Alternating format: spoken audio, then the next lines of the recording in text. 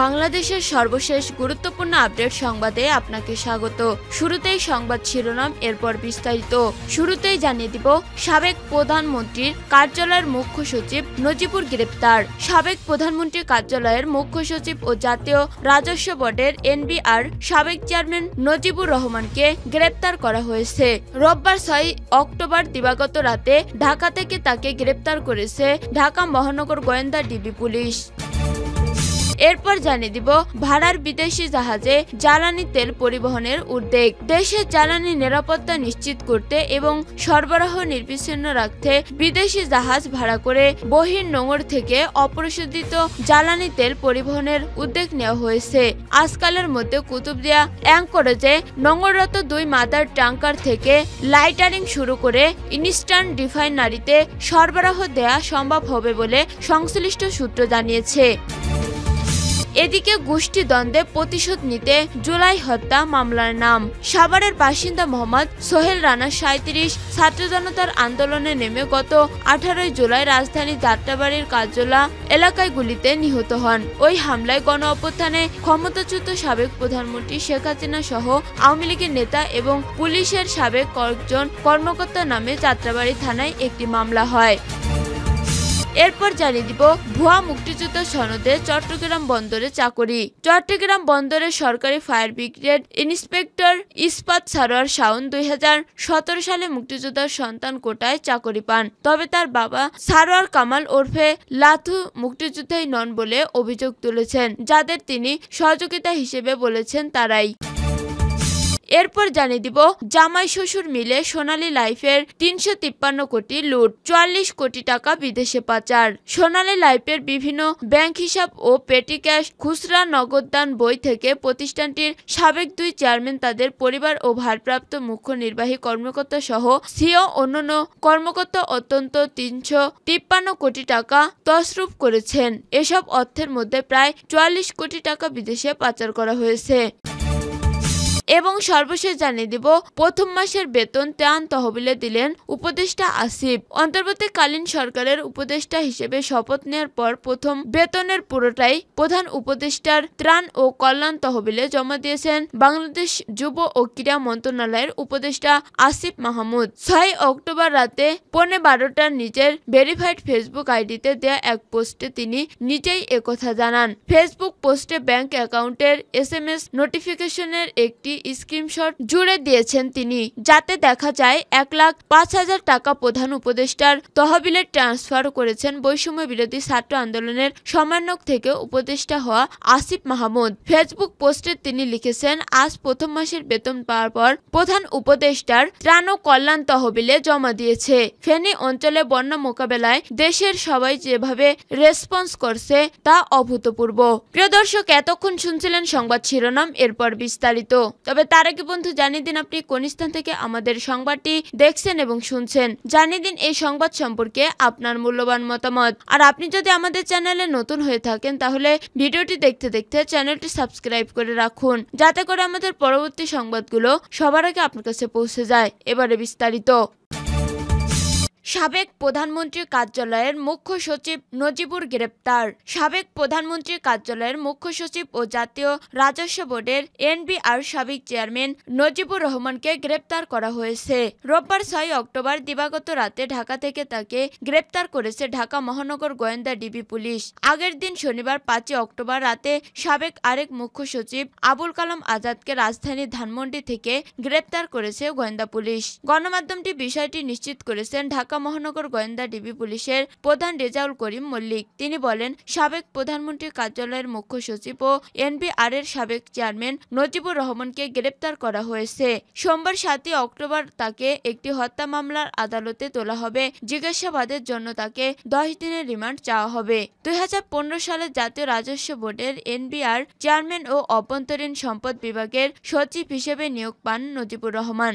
এরপর 2017 সালের 31 ডিসেম্বর তাকে রানাকে প্রধানমন্ত্রীর কার্যালয়ে নতুন মুখ্য সচিব করা হয়। 2019 সালের 30 সেপ্টেম্বর তিনি চাকরি থেকে অবসরত্ব ছুটে যান। সরকার পতনের আগে সাবেক এই MP capital market stabilisation fund ব্যবস্থাপনায় গঠিত বোর্ড অব গভর্নর্সের চেয়ারম্যান ছিলেন। 1982 নিয়মিত ব্যাচের প্রশাসন ক্যাডারের কর্মকর্তা নজিবুর অভ্যন্তরীণ সম্পদ বিভাগে আসার আগে পরিবেশ ও বন মন্ত্রণালয় এবং পরিসংখ্যান ও তথ্য ব্যবস্থাপনা বিভাগের সচিব এবং পরিবেশ অধিদপ্তরের মহাপরিচালকের দায়িত্বে ছিলেন। 1960 সালের 31 ডিসেম্বর সুনামগঞ্জের ছাতকে জন্মগ্রহণ করা সরকারি এই কর্মকর্তা লেখাপড়া করেছেন ঢাকা বিশ্ববিদ্যালয়ের সমাজবিজ্ঞান বিভাগে।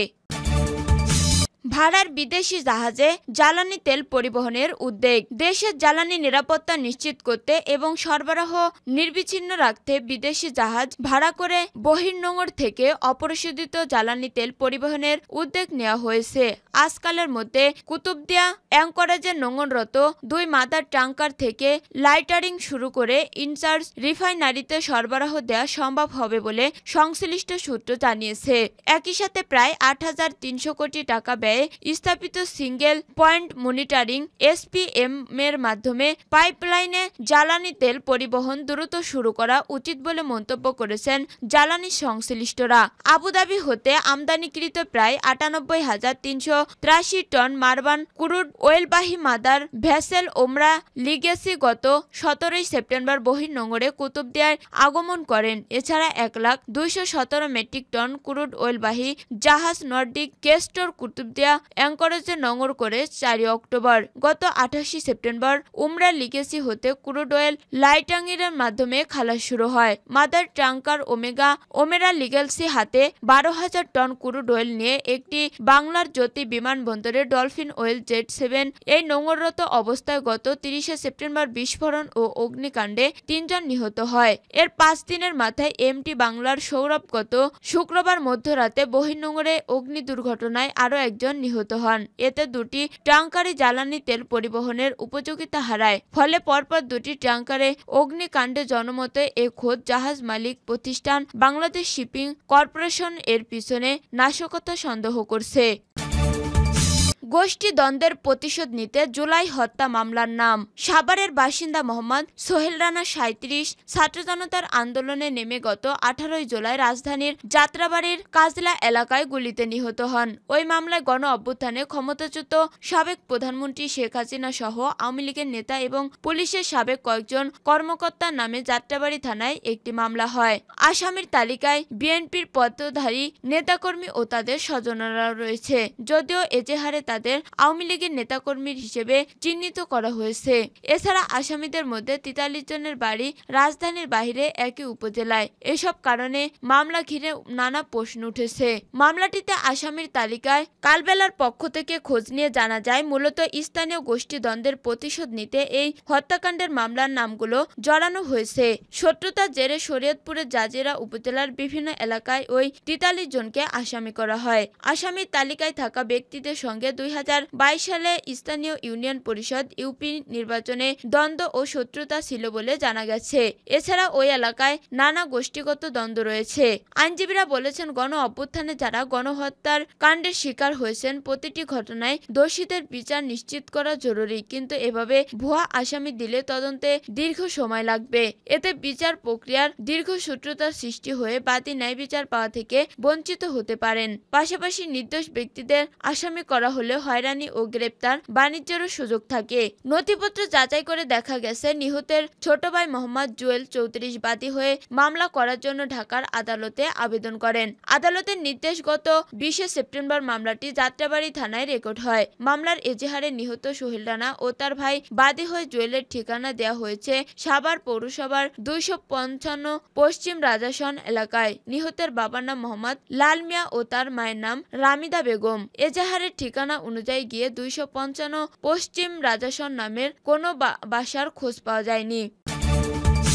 ভুয়া মুক্তিযোদ্ধা সনদে চট্টগ্রাম বন্দরে চাকরি, শাওনের দাবি মেধায় চাকরি পেয়েছেন। চট্টগ্রাম বন্দরের সহকারী ফায়ার ব্রিগেড ইন্সপেক্টর ইস্পাত সারোয়ার শাওন 2017 সালে মুক্তিযোদ্ধার সন্তান কোটায় চাকরি পান। তবে তার বাবা সারোয়ার কামাল ওরফে লাতু মুক্তিযোদ্ধাই নন বলে অভিযোগ তুলেছে যাদের তিনি সহযোদ্ধা হিসেবে বলেছেন তারাই। সারোয়ার কামালকে ভুয়া মুক্তিযোদ্ধা হিসেবে উল্লেখ করে তদন্ত করে ব্যবস্থা নেওয়ার জন্য মন্ত্রণালয় অভিযোগ করেছে স্থানীয় মুক্তিযোদ্ধারা। আওয়ামী লীগ সরকারের আমলে বহুবার এই অভিযোগ উপজেলা পর্যন্ত এলেও কোনো তদন্ত করা হয়নি। তবে ইফাত সারোয়ার শাওনের দাবি তিনি কোটায় নন, মেধায় চাকরি পেয়েছেন। চট্টগ্রাম বন্দর সূত্রে জানা যায় 2017 সালে সরকারি ফায়ার ব্রিগেডিয়ার ইন্সপেক্টরের 3টি শূন্য পদে লোক নিয়োগের জন্য পত্রিকার বিজ্ঞপ্তি দেওয়া হয়।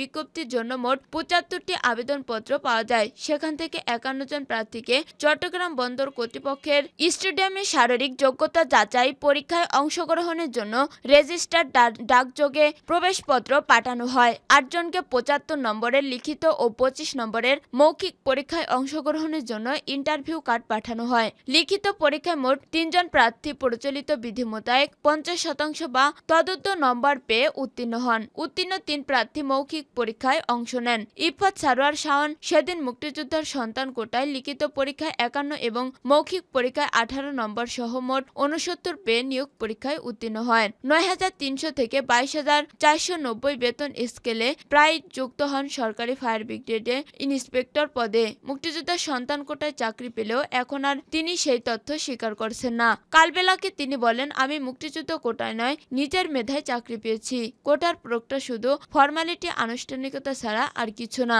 আমার বাবার ভারতীয় তালিকায় নাম নেই, সে হিসেবেই লাল মুক্তিযোদ্ধাকে রেফারেন্স হিসেবে ধরেই কর্তৃপক্ষ সব ভেরিফিকেশন সম্পন্ন করে আমাকে সম্পূর্ণ সুস্থতার ভিত্তিতে নিয়োগ দেন।